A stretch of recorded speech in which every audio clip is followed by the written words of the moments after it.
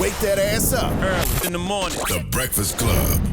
Morning, everybody. It's DJ Envy, Angela Yee, Charlamagne the God. We are the Breakfast Club. We have a special guest in the building. Yes, sir. Tezlyn Figaro. Welcome. Good morning. Good morning. Thank you for having me. Thank you for joining us. Tezlyn, tell the people a little bit about yourself for those who may not know. Okay, so I had an opportunity to work on the Bernie Sanders campaign. I was his former racial justice director, even though Bernie Sanders, I don't think, talks about race enough. We did have people who actually organized for race.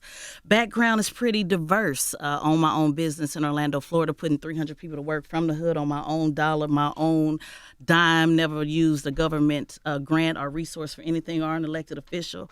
Worked for Attorney Benjamin Crump. I was responsible for the House Club rape case, the officer that received 263 years for raping 13 black women.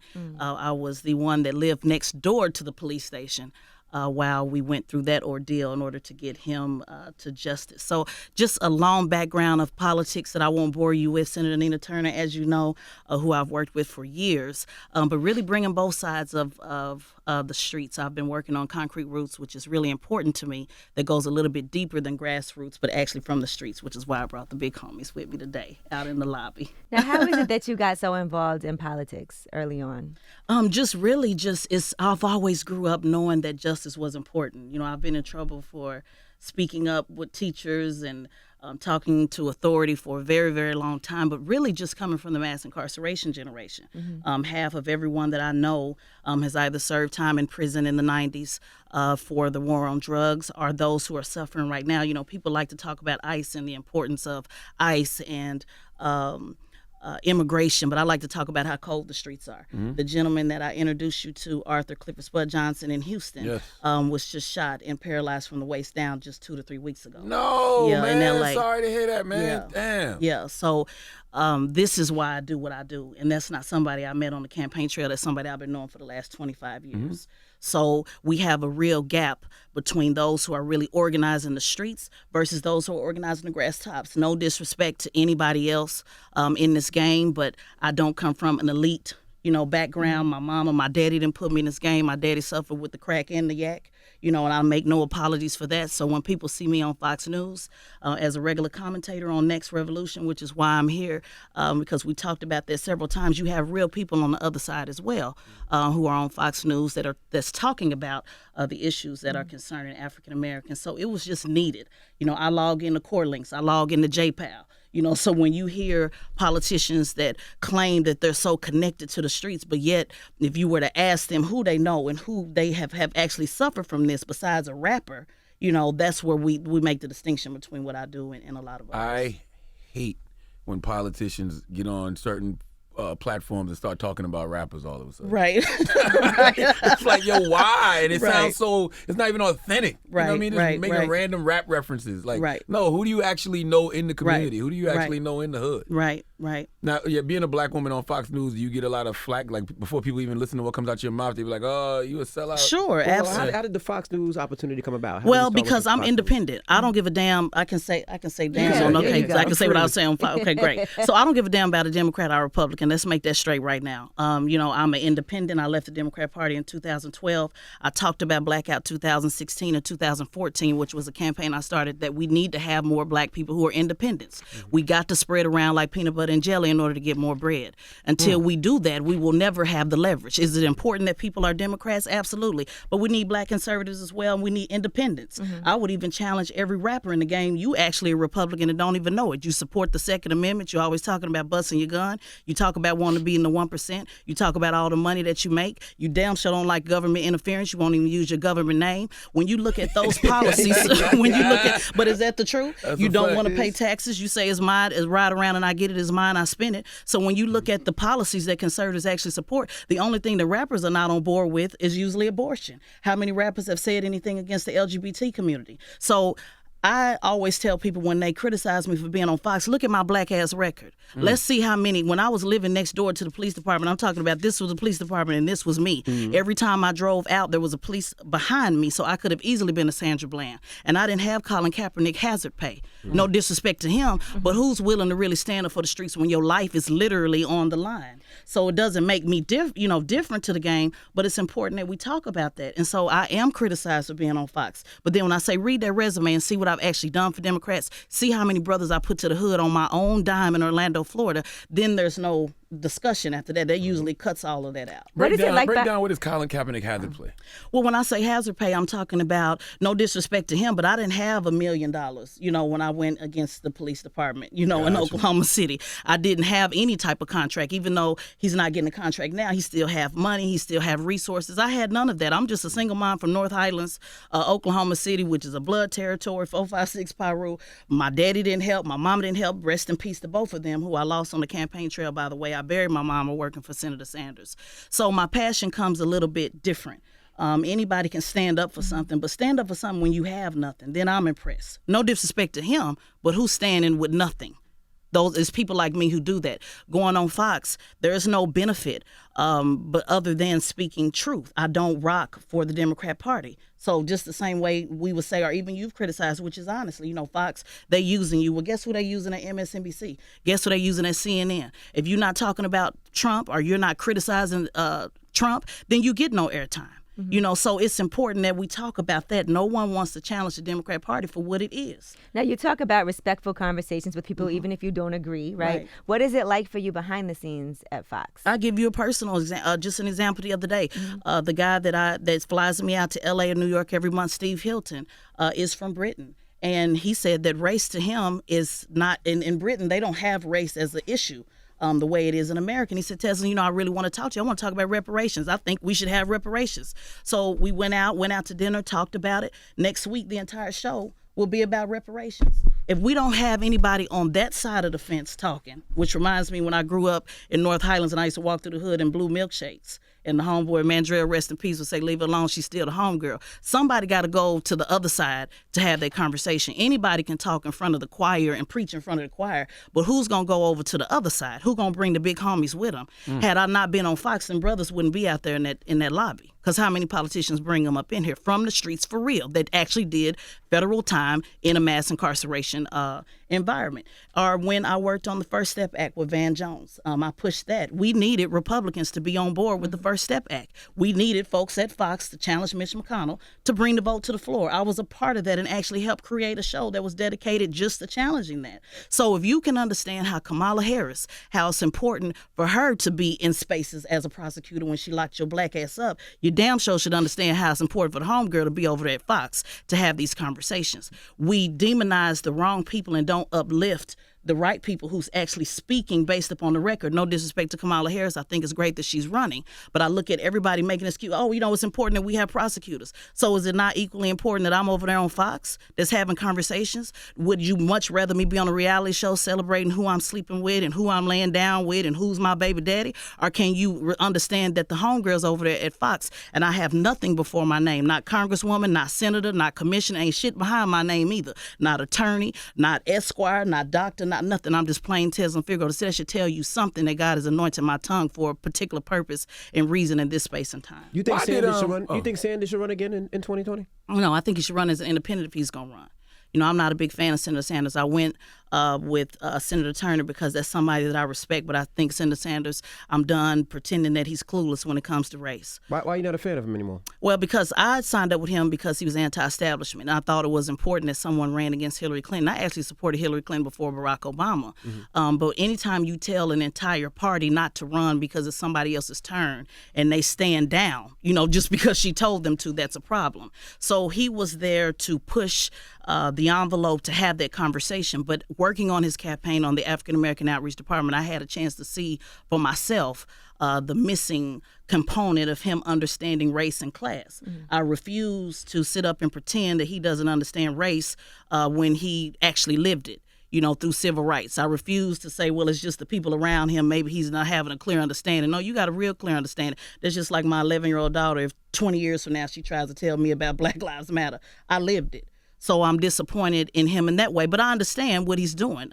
Strategically, he needs to reach out to more of the white vote, the Midwest vote, and that's what it is. And I think he should say it. That's interesting because I always felt like he brought a different complexion to the race when he came on in 2016. Because I feel like they weren't having those conversations about race and Black Lives Matter before Bernie. Well, they wasn't having it, but he wasn't really having it either because, you know, he always talks about identity politics and how it's not about identity, it's economics. He talks about race, but he also believes that economics is an equalizer.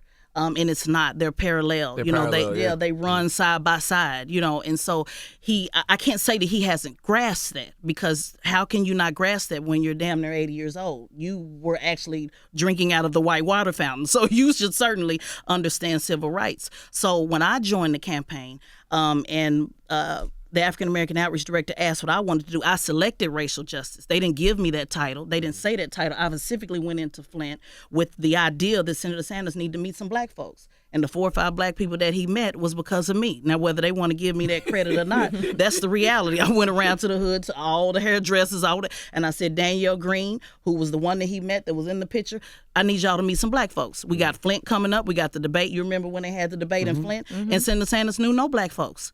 So when you don't have people like me in those spaces who are, you know, making that type of change, then we're just kind of doing the same thing over and over and challenging him. I love Senator Turner. I think she's the realest over there on that side. I love Senator But I have Turner. some issues with Senator Sanders. I think Senator Turner should have ran, to be quite honest. Ooh, for president? For president. That'd have been amazing. I would have definitely got behind Just Nina despite Turner. Do you think she should run conversation. as an independent? I think she should. Why keep asking a Democrat? Why keep wanting to fuck with a Democrat when they want to fuck with you? You know what? At though? the end of the day, they don't like you, and I don't like you either. So be independent about it. You know what I hate about Was that okay to say F word? yes. Okay, you gonna beep it out. my problem with Democrats, black or white, whenever you ask them what is your agenda for the African American community, they always dance around it. Right. And you'll even have some of them tell you behind the scenes that, hey, you can't run with that kind of agenda because you'll never win. Why can't you specifically say, hey, this is what I want to do for black people? Because they cowards. You know, I talked about this in my poem because, you know, I kind of think I'm halfway rapper. But I talked about this in my poem in 2014. When it comes to the national stage, they cowards. They always talking behind the scenes. See, you don't have to like Trump, but you got to respect this gangster. He's running the president of the United States like Death Row Records. He don't give a damn what you like and who like whatever. He's there for his people. If we had somebody that focused on us that way, we would get a whole lot of shit done. When has the government ever shut down for black folks? It was about, and we can say, it's black immigrants and Haitian immigrants and African immigrants, but that's not who they're talking about. They're talking about the southern border, just like last year when the Democrats shut it down over DACA. We have yet to have anybody that has pushed our issue. When you look at Northam, Governor Northam right now, when everybody's so confused about the racism, he refused to have Justin Fairfax's picture on his brochure. So what the hell are we confused about? It was a big story saying he doesn't want to deal with black folks. But now all of a sudden we're confused. He's racist. No, you got caught. Democrats have always let this bullshit slide to say, we got to do that. You know, we got to do that in order to get the white vote, including Barack Obama. You know, he can't do that because they're not going to let him do it. Wait till the second term. He really going to come out in the second term. No disrespect to him. I'm proud of him. But he didn't come from where I came from. I came from North Highlands. He came from Hawaii. 2 different perspectives, 2 different lenses. So there's never a black agenda, and we allow it to be so because we allow these bullshit excuses to say, they won't let you do it. When 90% of black folks vote Democrat.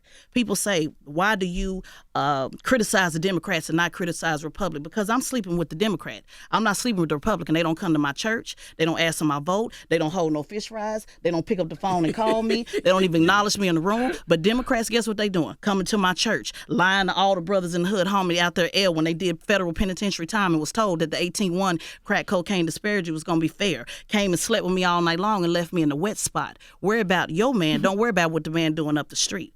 Anytime you look at any abusive relationship, what goes on in that house stays in that house. But the minute you start talking up the street and start telling business, that's when things change. So you have to be at Fox to make Republicans talk about the bullshit the Democrats are doing, because you need external pressure and internal pressure both inside the balloon. When we talked about Stacey Abrams, Jamul Green and I, who's a Democrat at Fox, we talked about y'all need to get behind Stacey Abrams and you need to put the money behind her. You need that at Fox as well as CNN. That way they respond, because Democrats are only saying something now over Northam because what are they they saying? Oh, the Republicans gonna say something if we don't say something. Other than that, they wouldn't be saying a damn thing. So if the Republicans ain't talking about you, that's the only thing that makes them move. Politicians only respond to fear, nothing else but fear. And black people have not put the fear of God in a politician in order to make them do something. Because they know they got us. They know they got us, absolutely. Why? I'm sorry, go ahead. I was going to say, out of the people that have put their hat in the ring right now and saying that they might potentially run for president, is there anyone you like? I don't like nobody. Well, break them down. When I say I don't like nobody, I'm just talking about politics in general. Mm-hmm. What I do like is Democrats have decided to be strategic.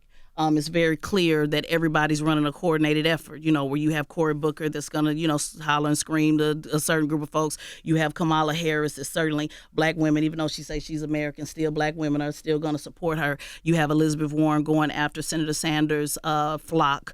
And you have Joe Biden, Uncle Joe, who's going to come in and mix the whole thing up. So I think it's strategic. I think it's smart. It's why I left the Democrat Party in 2012, because we were not thinking strategically.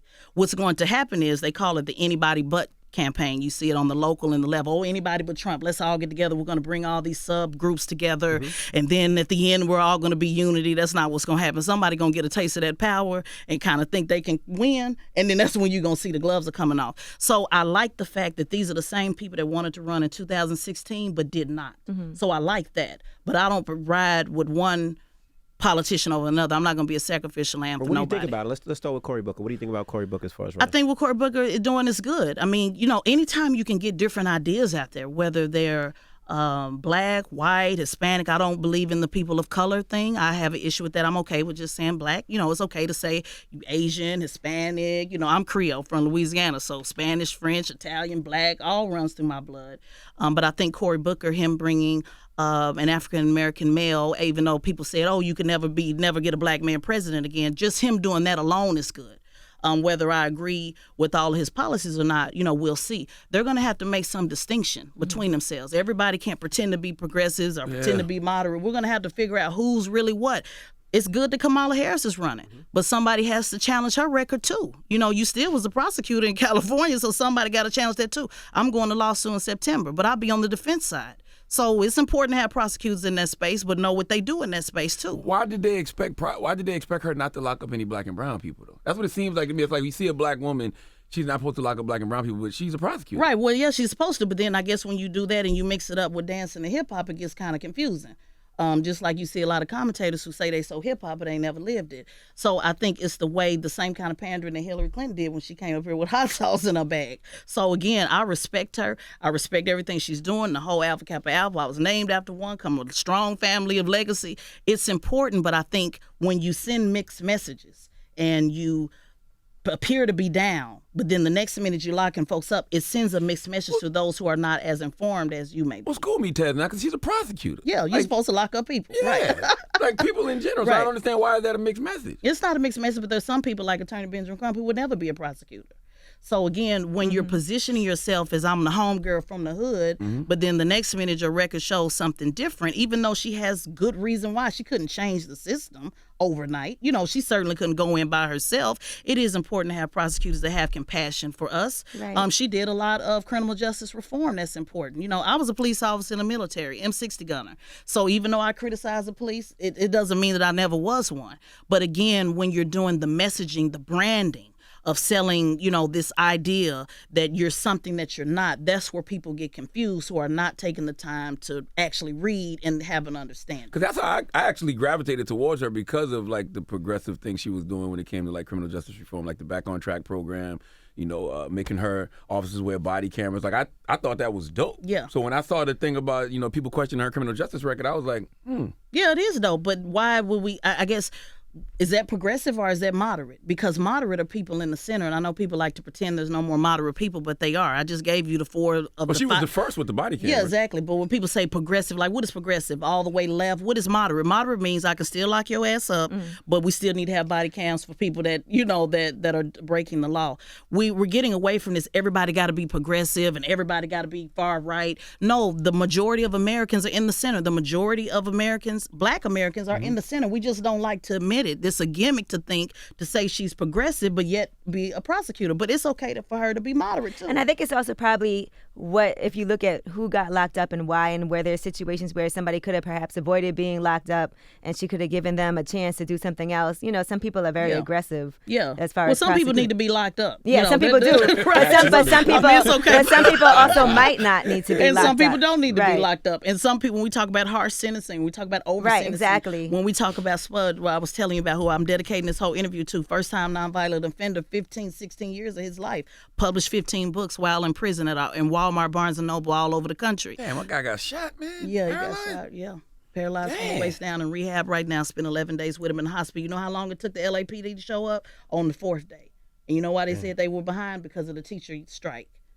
So when you talk about those things, you know, in the reality of what's going on in the hood, it still goes back to what Ice Cube said. Either they don't know, don't care about what's going on in the hood. What about some people that say running for independent and Democrats is going to split our vote and then the Republicans will win again? Well, why are they so afraid? If you're going to have damn near 30 Democrats winning, why be afraid of Howard Schultz? He's just one person. If the Democrat Party's so united, if we're so on board, if everybody's all on one big playing field, why be afraid of Howard Schultz? That tells you that everybody's not as united as they think. That tells you that something must be in the coffee. Shout out, you know, Starbucks coffee intended. That somebody's not picking up on. So I think it's good for anybody to want to run. He won't.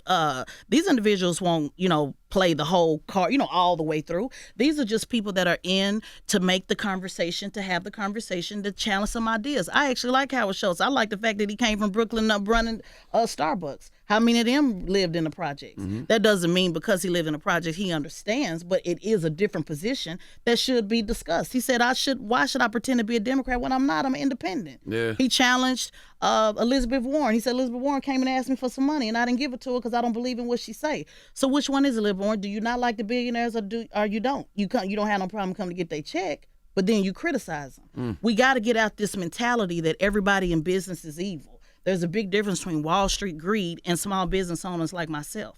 When I owned my staffing firm and started with nothing, you know, with 10 volunteers or 300 employees, half of those employees were people that were coming out the pen. So if I'm not there to hire them, who's going to hire them?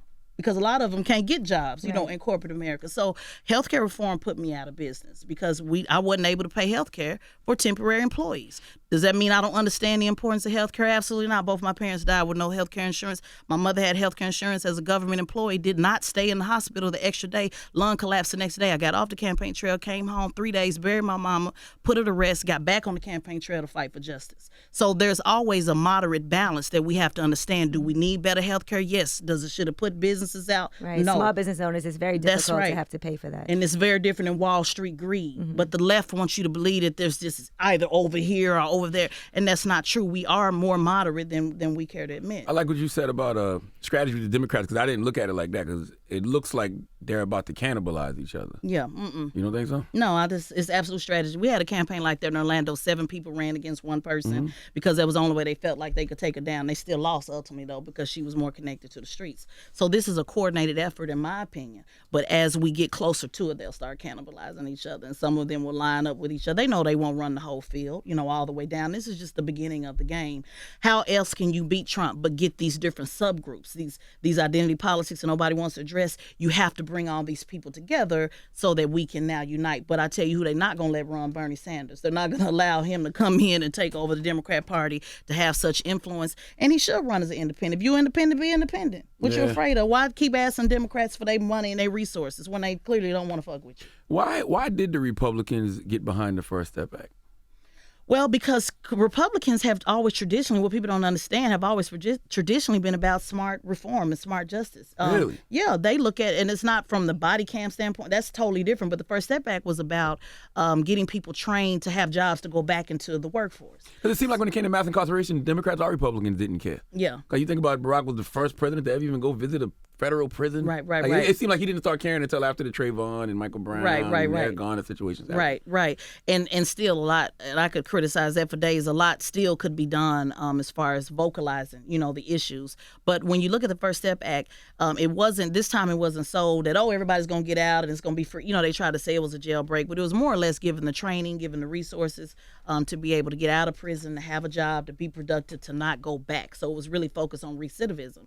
and recidivism also reduces crime. So Republicans are always going to be on board, with smart reform is what they call it. So when you looked at how many Democrats and Republicans agreed on that, how many Democrats were talking about it? Very few. Why? Because they didn't want to seem like they were on board with a Trump agenda. So it was all politicized. The Urban League supported that. The NAACP supported that. But they didn't say a damn thing about it because they didn't want to be seen as supporting something with Trump. So that tells me it wasn't about them brothers out there. It was about your political posturing and being afraid to say, I'm actually working with a Republican to get this done. They drug Van Jones all over Twitter, for supporting that and pushing that with Kim Kardashian.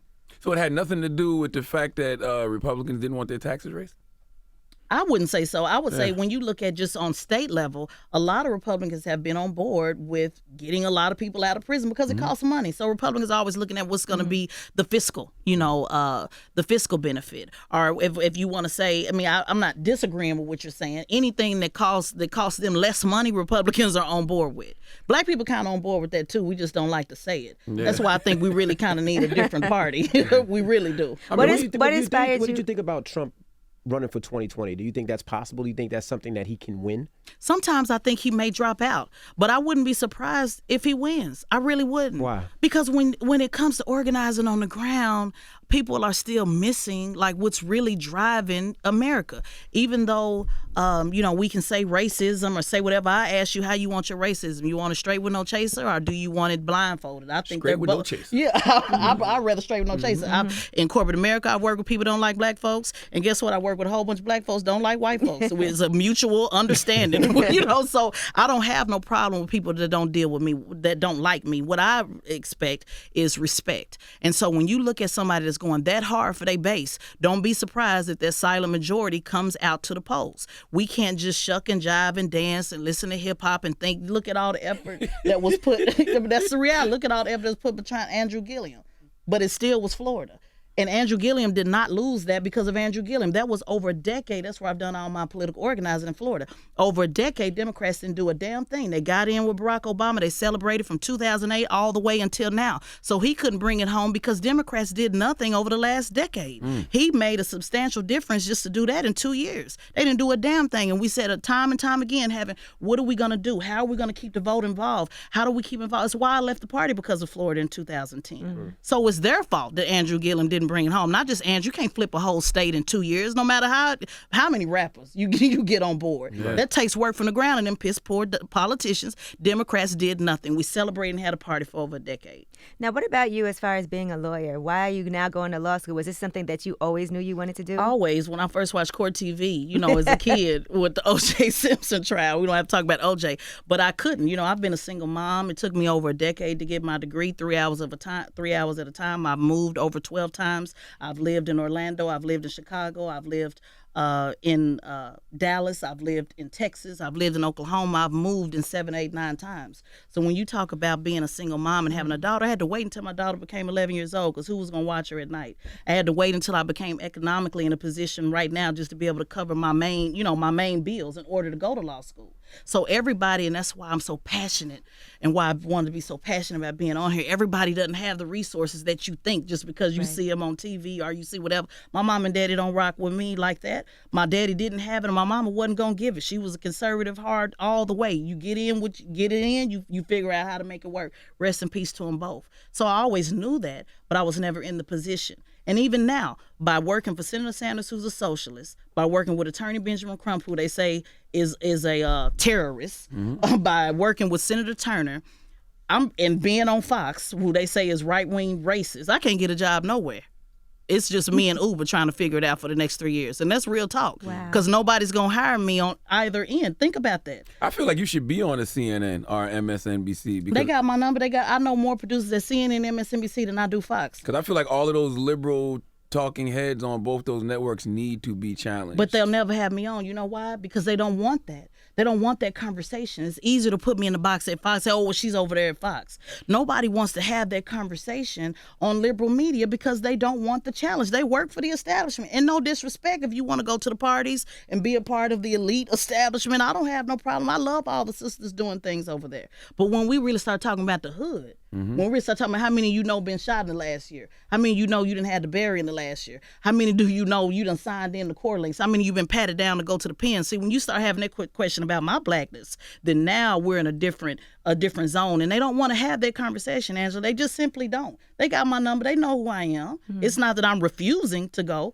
Is they don't want to have that conversation. I think one thing people are not realizing when it comes to black people, like when you said earlier that like that people of color thing. Yeah. You know what I'm saying? Or like they like to say minorities. Yeah. Like, yo, listen, black people want their issues addressed. Absolutely. We don't want to be lumped in with everybody else. Absolutely. And I think that nobody has grasped that concept yet. They keep trying to make it's like, no, we're minorities and it's black and it's gay and it's women. And it's like, no, it's nuanced to all of that. Right, because they run it. So the politics is always going to be shaped by what they fear of losing. So Latino committee runs. You know why they run it? Because they got Republicans, they got independents. They will give their vote, and they also will gladly take it back. We're the only ones that keep excuse after excuse, proud to keep sitting up here getting our ass whooped over and over, never having the respect that we should. You know, I got in trouble for making a comment on Fox saying that meanwhile everybody's talking about immigration, but meanwhile more black men are in prison than those enslaved in 1850. They said I was a racist for that. Why was I racist? Because I was speaking the truth.